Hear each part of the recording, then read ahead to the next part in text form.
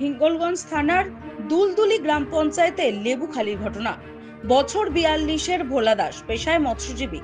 আরো কয়েকজনকে নিয়ে কালিন্দী নদীতে জাল নিয়ে মাছ ধরতে যান। সেই সময় হঠাৎই বাজ পড়ে। তারপর ভোলা নিখোঁজ হয়ে যায়। প্রায় 6 ঘন্টা পর ওই মৎস্যজীবীর মৃতদেহ উদ্ধার হয়। বাকি দুজন মৎস্যজীবী আহত হয়ে স্যান্ডেলবেল হাসপাতালে চিকিৎসা করার পর ছেড়ে দেওয়া হয় তাদেরকে। এই ঘটনায় রীতিমতো চাঞ্চল্য ছড়িয়েছে ঘটনাস্থলে।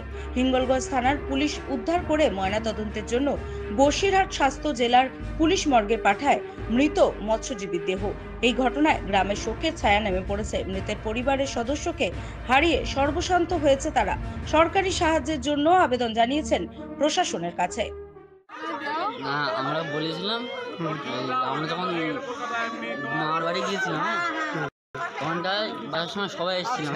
আসতে গিয়ে আমরা বাড়ি এসে আমি আমার মা ঘর বাড়ি সব পরিষ্কার করে বিকেলবেলার দিকে চলে গেছি। চলে গেছে। কোথায় গিয়েছিল বাবা? বাবা নদীতে মাছ ধরতে গিয়েছিল।